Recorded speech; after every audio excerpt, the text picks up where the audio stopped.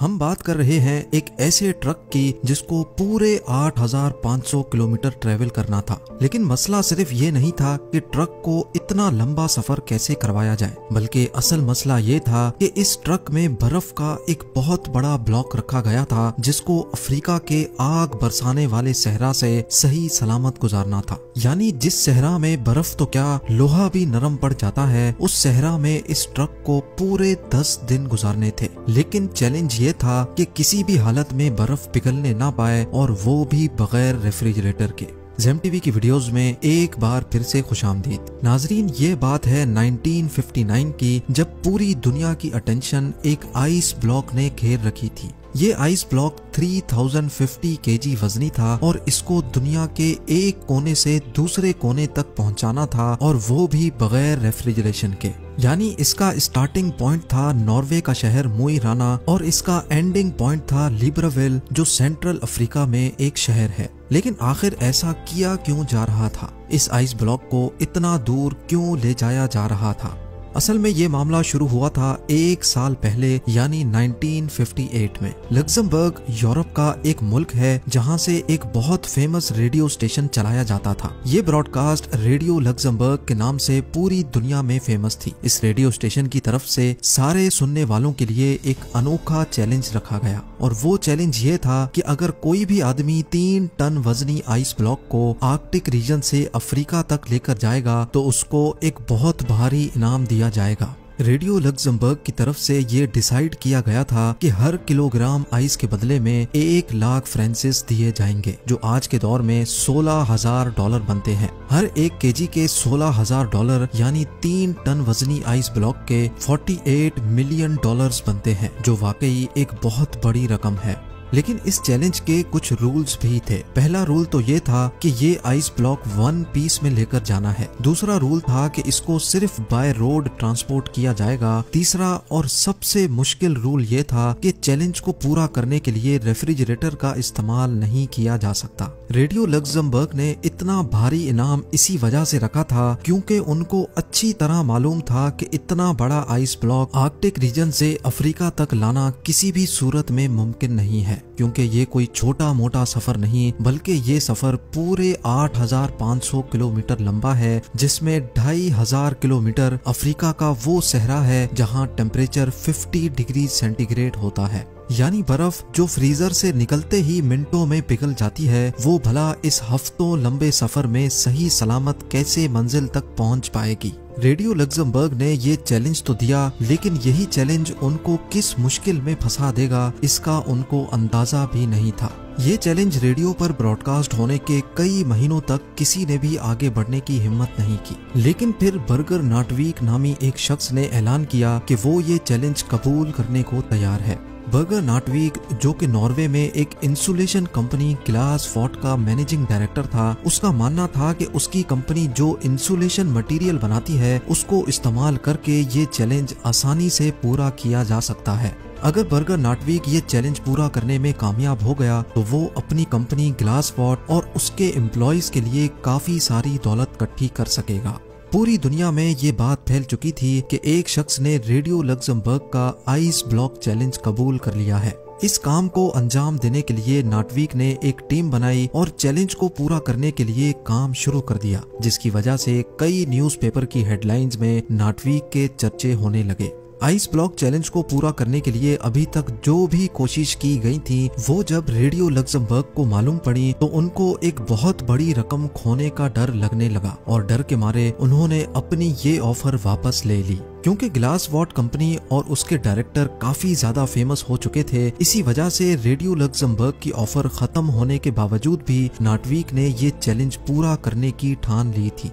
उनका मानना था कि अगर उनको पैसे ना भी मिले तब भी वो ये चैलेंज पूरा करेंगे, क्योंकि इसकी वजह से इनकी कंपनी की पब्लिसिटी में इजाफा होगा। ये चैलेंज अब स्टार्ट करने का वक्त आ चुका था। ये फैसला हो चुका था कि आइस ब्लॉक को नॉर्वे के शहर मोई राना से ऑल द वे अफ्रीका में गैबोन के शहर लिब्राविल तक भेजा जाएगा। आइस ब्लॉक को Denmark, Netherlands, Belgium, France, Spain और मोरक्को के बाद अल्जीरिया के सहरा से गुजारकर गैबोन तक लाया जाएगा। नेटवीक की टीम में एक इंजीनियर, 4 ड्राइवर्स, एक ट्रक मैकेनिक और 2 कैमरामैन भी शामिल थे। उन्होंने 3 टन वजनी आइस ब्लॉक को ग्लेशियर से काटने का फैसला किया, लेकिन इतना बड़ा आइस ब्लॉक एक ही साथ उठाना काफी मुश्किल था। इसीलिए 200 केजी के ब्लॉक्स को काट काट कर हेलीकॉप्टर के जरिए नीचे भेजा गया।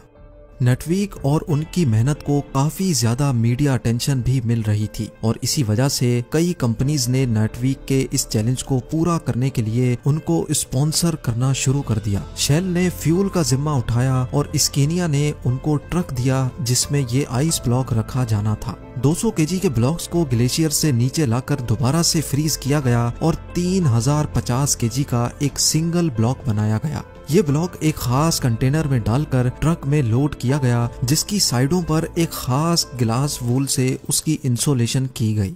अच्छी तरह इंसुलेशन करने के बाद 22 फरवरी 1959 को आखिरकार ये अनोखा सफर शुरू हो गया। शुरुआत का सफर तो काफी ज्यादा आसान था क्योंकि इन इलाकों में मौसम भी काफी खुशगवार था और रोड्स भी ठीक ठाक थे। क्योंकि ये न्यूज पूरी दुनिया में फैल चुकी थी, इसी वजह से ये ट्रक और उसका क्रू जिस भी बड़े शहर से गुजरते थे, वहाँ के लोग उनका इस्तकबाल करते और नारे लगाकर उनका हौसला बढ़ाते थे। जैसे जैसे उनका सफर बढ़ता जा रहा था, उनकी पब्लिसिटी में मजीद इजाफा होता जा रहा था।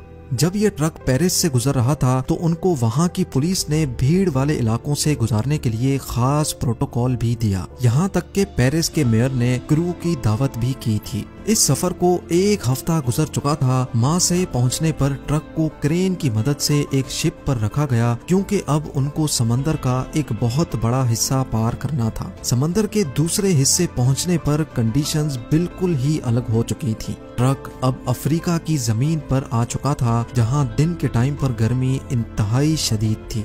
ना सिर्फ आइस ब्लॉक के पिघलने का खतरा था, बल्कि गर्म रेत पर सफर करने से ट्रक के इंजन को भी खतरा था और उनके साथ मौजूद क्रू की तबीयत बिगड़ने का भी खौफ मंडला रहा था। इन सारे खतरों के अलावा ट्रक को सिक्योरिटी थ्रेट भी था क्योंकि जिस सहरा से वो लोग गुजर रहे थे उस इलाके में जंग चल रही थी और फ्रीडम फाइटर्स के लोग पहाड़ों में ही छुपे होते थे। वो लोग अपनी बातें मनवाने के लिए ट्रक और उसके क्रू को होस्टेज भी बना सकते थे। इस खतरे से निपटने के लिए फ्रेंच फॉरेन लीजन ने ट्रक और उनके क्रू को सहरा के कुछ एरियाज में सिक्योरिटी दी और उनको खास इंस्ट्रक्शंस दी कि कम से कम स्टॉप लेकर उनको इस सहरा से गुजरना है। लेकिन क्योंकि इस सहरा में प्रॉपर रोड नहीं थे, इसी वजह से ट्रक बार बार रेत में फंस जाता था। उनको मंजिल तक पहुंचने की जितनी ज्यादा जल्दी थी, उतना ही ज्यादा उनके रास्ते में मुश्किलात आ रही थी। हर मर्तबा जब ट्रक फंस जाता था तो उसको रेत से निकालने में क्रू को घंटों लग जाते थे।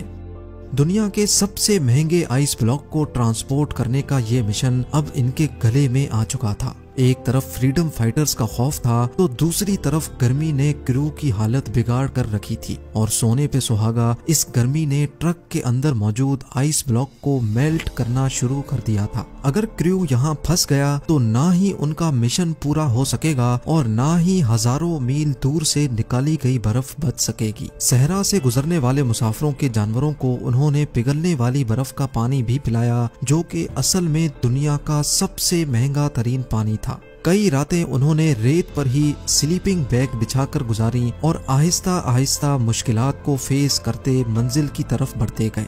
आखिरकार वो इस सहरा को पीछे छोड़ने में कामयाब हो ही गए और अब उनकी मंजिल काफी ज्यादा करीब थी। पूरे 28 दिनों के सफर के बाद ट्रक, क्रू और बचा हुआ आइस ब्लॉक लिब्रेविल पहुंचने में कामयाब हो गया था। लिब्रेविल पहुंचने पर उनका भरपूर इस्तकबाल किया गया, लेकिन सबको सिर्फ एक बात जाननी थी कि 28 दिन के सफर और मुश्किल तरीन कंडीशन से गुजरने के बाद आखिर कंटेनर में कितनी बर्फ बची है। हैरत अंगेज तौर पे जब ट्रक का कंटेनर खोला गया तो उसके अंदर का मंजर देखकर यकीन करना मुश्किल था। जी हाँ, नॉर्वे से निकलते वक्त आइस ब्लॉक 3050 केजी का था, लेकिन पूरे 28 दिनों के मुश्किल तरीन सफर के बाद हैरत अंगेज तौर पे आइस ब्लॉक का वजन 2714 किलोग्राम था।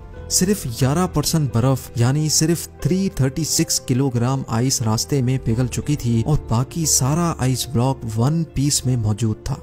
बेशक रेडियो लक्समबर्ग अपनी ऑफर से पीछे हट चुका था, लेकिन फिर भी ये चैलेंज पूरी तरह से कामयाब हुआ और ये बर्फ तोड़कर गैबोन के लोगों में डिस्ट्रीब्यूट की गई, जिन्होंने आज से पहले कभी भी बर्फ नहीं देखी थी। नाटवीक और उनकी कंपनी को कोई कैश रिवॉर्ड उस वक्त तो नहीं मिला, लेकिन इस पब्लिसिटी ने उनकी कंपनी की सेल्स पर 4 चांद लगा दिए थे। ग्लासवॉट आज भी ग्लावा के नाम से इंसुलेशन मटेरियल बनाती है और 1959 के बाद से इनकी पॉपुलैरिटी में मजीद इजाफा ही होता जा रहा है। उम्मीद है जेम टीवी की ये वीडियो भी आप लोग भरपूर लाइक और शेयर करेंगे। आप लोगों के प्यार भरे कमेंट्स का बेहद शुक्रिया। मिलते हैं अगली शानदार वीडियो में।